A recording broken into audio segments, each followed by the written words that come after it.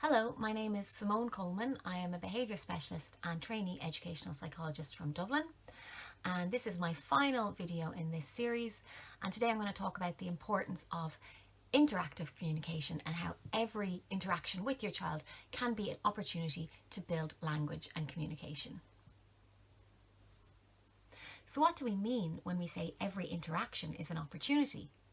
Well, this simply means just using everyday normal activities that you're already doing with your child and using these as an opportunity to expose them to more language.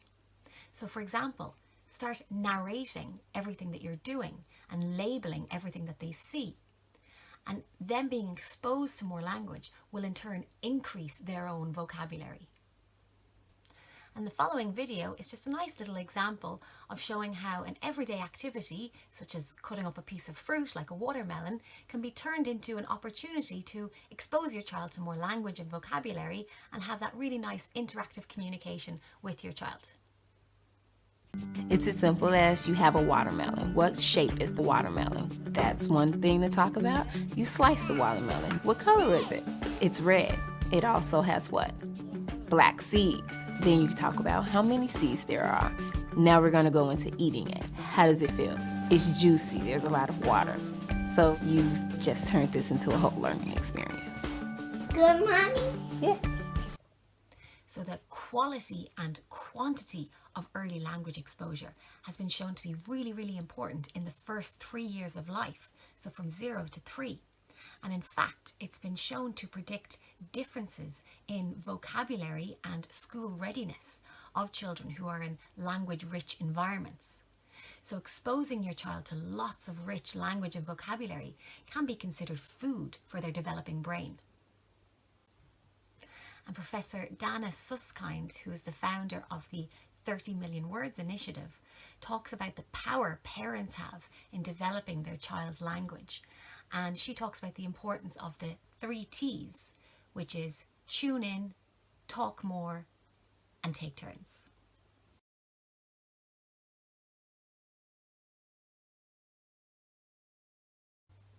And a good way to tune into your child is setting some time aside to play with them. And not just any type of play, but what's called child-led or child-directed play. And this simply means just following your child's lead with the play, letting them lead the direction and type of play. And then you just be curious about what they're doing. Ask open-ended questions, narrate what they're doing, label what they're doing, and so on.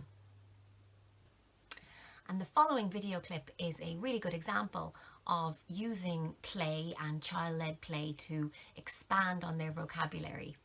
So basically letting them lead the direction of the play, following their interests, being curious about what they're doing, and then repeating back what they say to give them the correct pronunciation and expanding on what they say to expand their vocabulary. At this age, your child is like a sponge, soaking up everything that you say and trying to imitate it. More than ever, you play an important role in modeling how language works and the correct way to say things. By continuing to have conversations with your toddler about what you're both doing, seeing, hearing, or feeling while you spend time together, you're providing him with the building blocks he needs to become a great communicator. Here are some simple tips. Short, simple sentences with between 1 and 4 words are easier for your child to imitate. When you talk slowly and clearly, you can make important words stand out. Watch how Aiden and Ashlyn imitate their mom's clear and simple words here. Thank you, Aiden. What is this? Fork. A fork. Is it a red fork? Red. Red fork. And a spoon. What's in your cup? Is that your chocolate milk? Chocolate milk. Chocolate milk. Can you make Mommy some soup? Soup. What's in there? Soup. Soup. When your toddler says something, expand on what he said by adding details with a word or two. This helps build your child's understanding of the world and his vocabulary to describe it. It also helps him to begin putting single words together into simple phrases, which will eventually lead to sentences. Great. Bright light? Is that a bright light? Pie. Side. Bright light. Bay. Watermelon. Yeah. Is that a yummy watermelon? Yummy watermelon?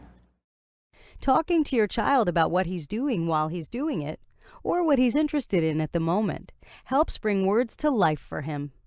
You're giving him the vocabulary to describe his interests, as well as modeling how sentences are made and how things happen in an order. These are skills that will help him tell stories or describe events himself someday.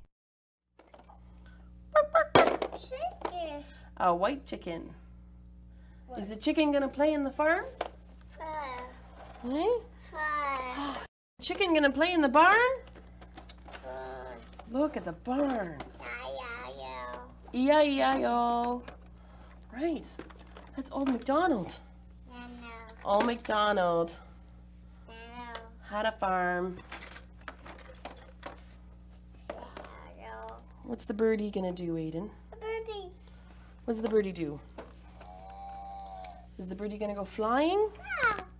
A cow? There's the cow. Is the cow gonna play in the barn? Come on. Play in the barn. Barn. Barn. Bottle. Bottle for the baby. Baby drink her milk.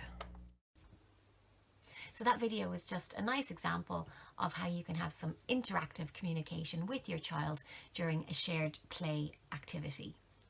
And some of the key components of interactive communication are having a nice strong attachment with your child, having shared gaze with your child, so looking where they're looking and vice versa, having joint attention, so both being focused on one task, imitation, so imitate what they're doing, both vocally and physically, verbal modeling, so modeling verbally what it is that they should be saying to give them the correct pronunciation and the correct word. And finally, that back and forth interactive communication is taking turns in a conversation. So you say something, the child responds, and then you respond back. So the following list are just some of the key points from Professor Dana Suskind's 30 Million Words initiative for developing those early language skills in 0 to 3-year-olds. So firstly, she says you should develop their critical thinking skills. So this means asking questions to get them to really critically analyse something, their task or their play. Secondly, allow the child to lead their speech or play, as I mentioned previously. Third, turn off the TV, as watching television is not a good opportunity for a two-way interactive communication. Fourth, she said you should have some routines, so this creates predictability in the environment. 5, ask open-ended questions, so again getting the child to think and respond to your open-ended question.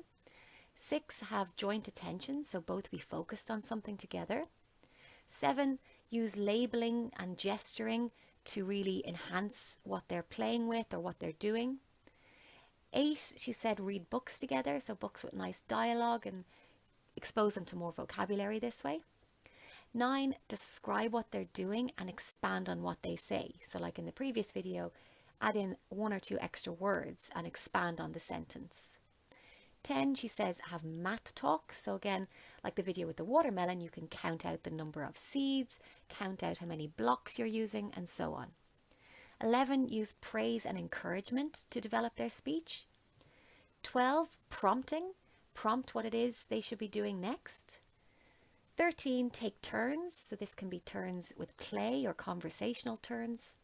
And finally, 14, you can use music and movement to show them the rhythm of speech and the different patterns of speech through rhymes and nursery rhymes. So I hope you found this final video helpful.